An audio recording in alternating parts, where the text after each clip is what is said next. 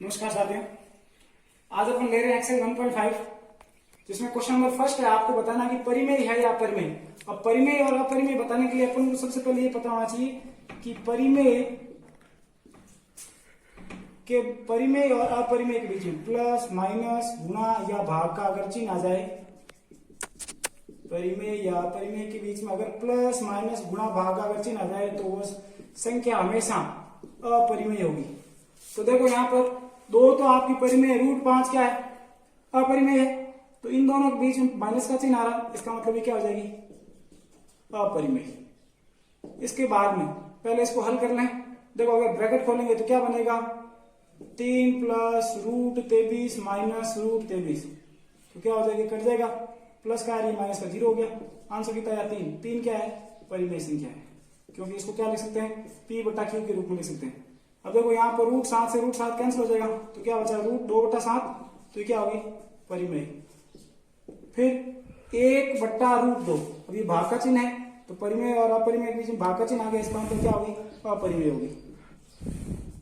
और यहाँ पर क्या, 2 क्या आपकी परिमेय है और पाई क्या है, अपरिमेय है। तो पाई और 2 और पाई के बीच में गुणा का चिन्ह है, एक परिमेय और एक अपरिमेय है, इसका मतलब क्या हो गया, ये पूरी की पूरी अपरिमेय होगी। तो ये हो गया आपका फर्स्ट क्वेश्चन। सेकंड क्वेश्चन है, इन व्यंजकों को सरल करना है।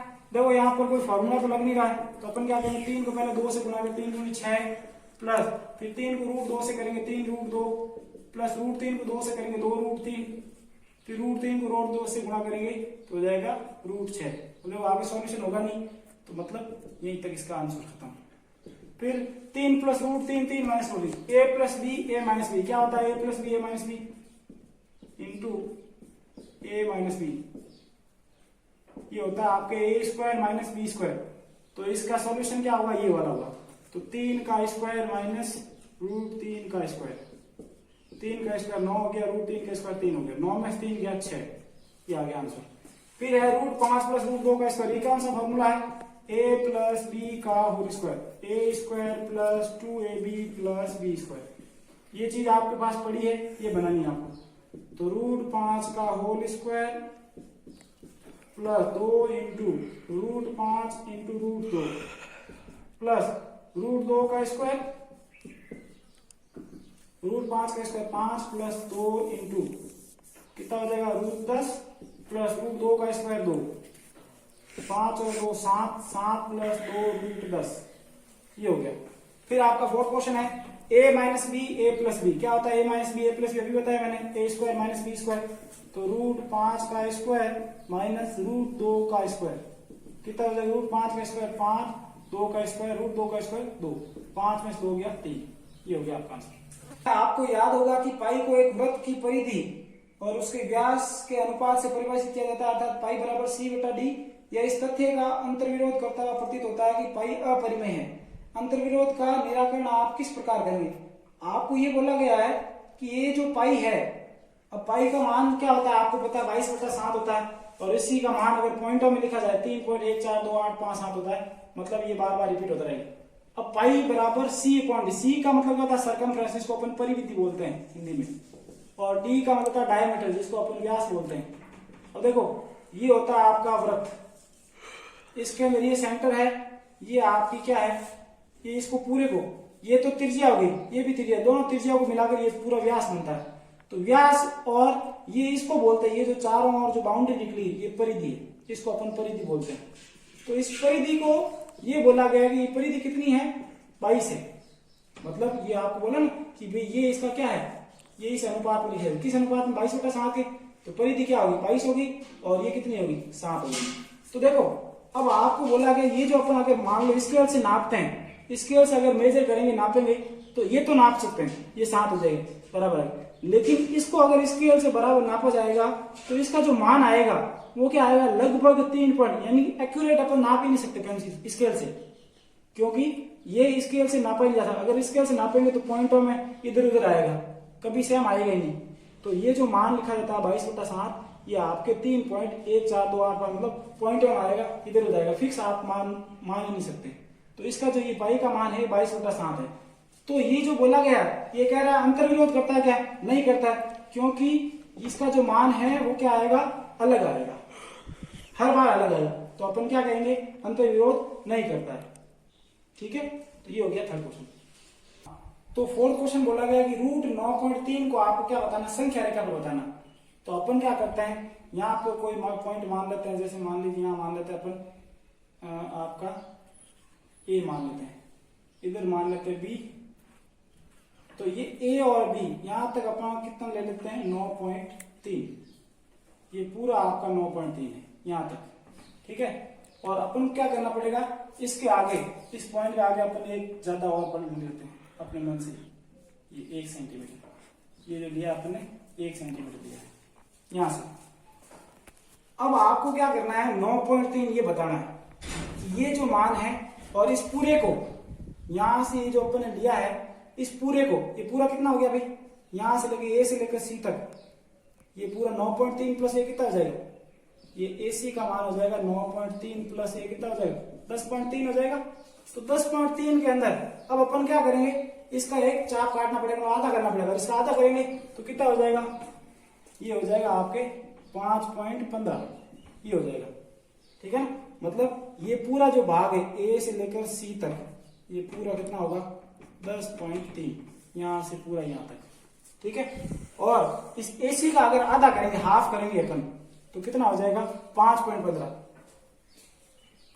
अब क्या करेंगे अपन, यहां से A पॉइंट से लेकर आधा प्रकार को आधा खोलेंगे और एक चाप इधर लगाएंगे, एक चाप यहां नीचे लगाएंगे। ठीक है, फिर यहां से C पॉइंट से वही आधे से ज्यादा खोला हुआ है, तो क्या करेंगे, ये यहां लग जाएगा, फिर यहां से ये नीचे लग जाएगा। अब क्या करेंगे, इसको मिला देंगे इसे, ये मिला दिया। मिलाने के बाद में ये जो पॉइंट आया आपका, ये यहां से यहां तक कितना हो जाएगा 5.15 हो जाएगा। ठीक है, और ये वाला कितना हो जाएगा भाई, ये आपके हो जाएगा आप 4 पॉइंट, यहां से यहां तक 4.15।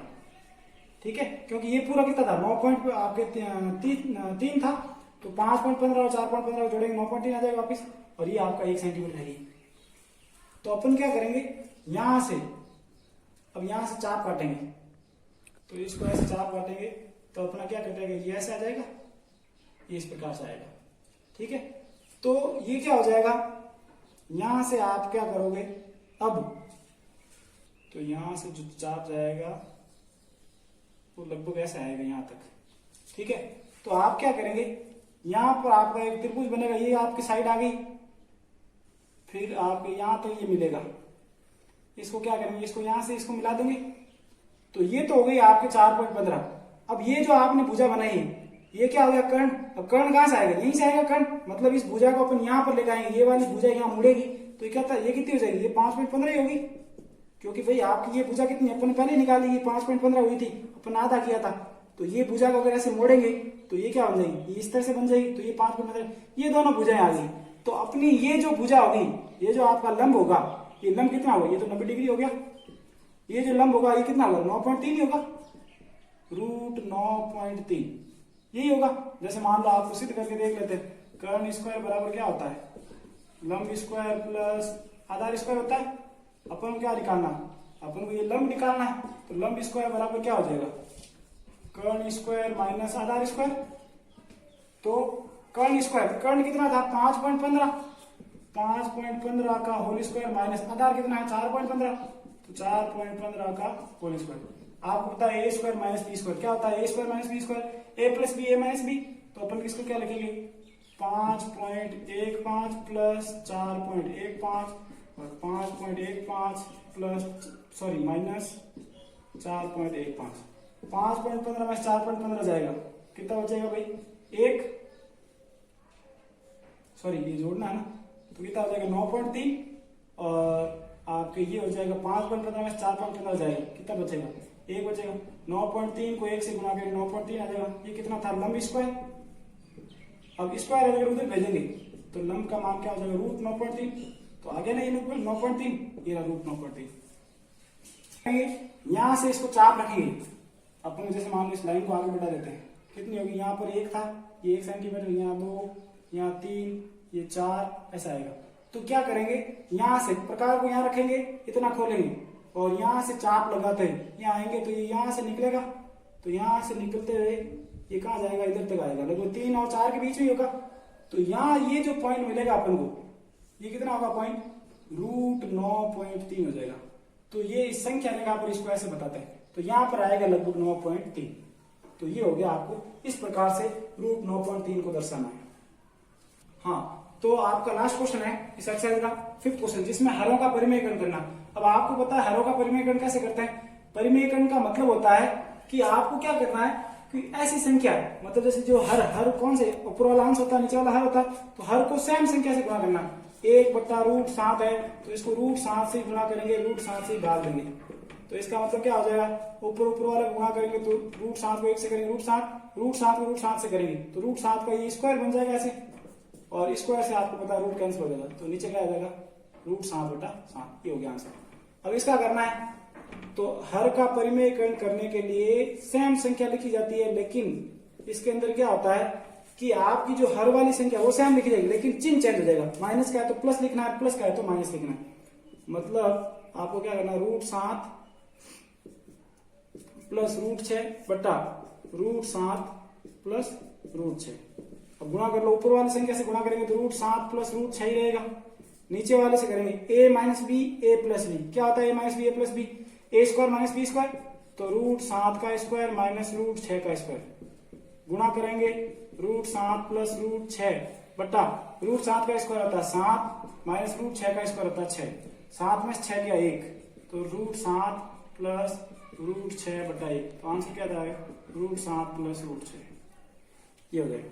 अब इसका परिमेयकरण करना है, तो वही √5 प्लस √2 बराबर कितना हो जाएगा, सॉरी गुणा किससे करना पड़ेगा, √5 माइनस √2 बटा √5 माइनस √2। गुणा कर लो, ऊपर वाले से करेंगे तो √5 माइनस √2 बटा a plus B a minus B, क्या होता है a square minus B square, तो √5 का स्क्वायर माइनस √2 का स्क्वायर, √5 माइनस √2 बटा a का स्क्वायर, यानी √5 का स्क्वायर 5 हो जाएगा, माइनस √2 का स्क्वायर 2 हो जाएगा, √5 माइनस √2 बटा 3 हो जाएगा। ये हो गया आपका आंसर। फिर लास्ट है आपका, इसको करेंगे √7 माइनस 2 लिखा हुआ है, इंटू किससे करेंगे, √7 प्लस 2 और नीचे भी √7 प्लस 2। तो ऊपर तो गुणा करेंगे तो √7 प्लस 2 हो जाएगा, नीचे a minus B a plus B, √7 का स्क्वायर माइनस 2 का स्क्वायर, √7 प्लस 2 बटा √7 का स्क्वायर 7 माइनस 2 का स्क्वायर 4, √7 प्लस 2 बटा 7 में 4 गया 3। ये हो गया आपका आंसर। तो ये हो गई आपकी एक्सरसाइज 1.5। आज के लिए बस इतना ही, धन्यवाद।